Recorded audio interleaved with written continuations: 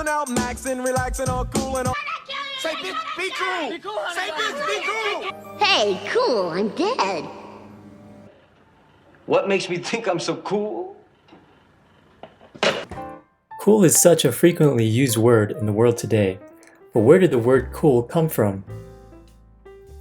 The first use of the word goes back to the epic Beowulf around the 10th century, and gained momentum with Shakespeare using the word cool in some of his plays, such as A Midsummer Night's Dream and Hamlet. Surprisingly, there was a time when cool was a negative expression, meaning antisocial, emotional dullness, and sometimes even used to threaten others. Ernest Hemingway once wrote, "I'd like to cool you, you rummy fake." It would take many years for the word cool to take on its meaning that we know today. So how did it happen? Well, we have to give credit to the jazz scene, particularly a man by the name of Lester Young. So who is Lester Young? Perhaps casual jazz fans have heard of the legends such as Charlie Parker, John Coltrane, and Miles Davis. But before these cats was a man who could make you swoon the way he played jazz so tenderly. Lester Young went by several nicknames. He was known as the President of Jazz, or just Prez. They also called him Pork Pie Hat. He got this nickname because of his wide-brimmed hat he would wear during gigs. Unlike his fellow colleagues, who got caught up in the bebop craze with frenetic speeds and sounds, Lester Young marched to his own beat. He was all about originality.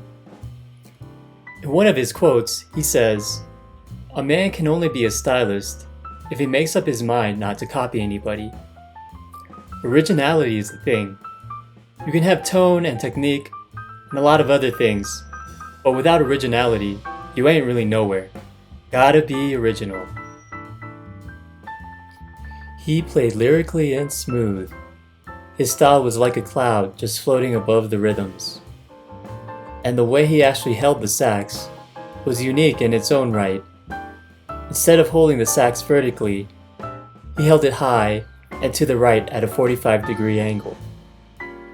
He gained recognition while playing with the Count Basie Big Band, but sometimes he didn't enjoy the ruckus. One day, he says to Count Basie, "I don't like a whole lot of noise, trumpets and trombones. I'm looking for something soft. It's gotta be sweetness, man, you dig?" He also played alongside one of his closest friends, Billie Holiday. Perhaps you've heard of her.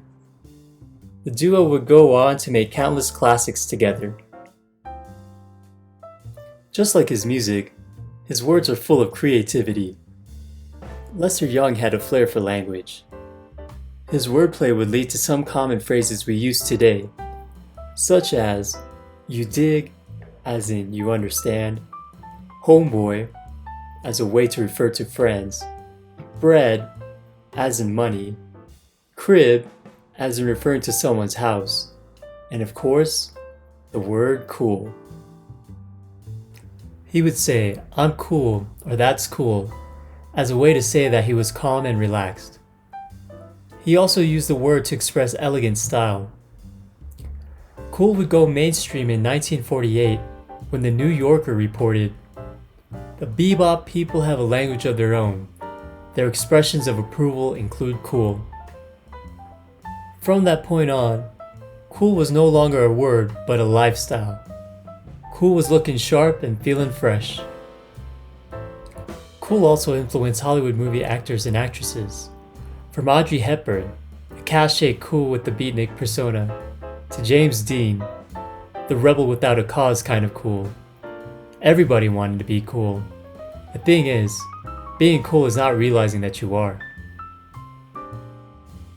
The birth of the cool has come a long way, and we have Lester Young to thank for that.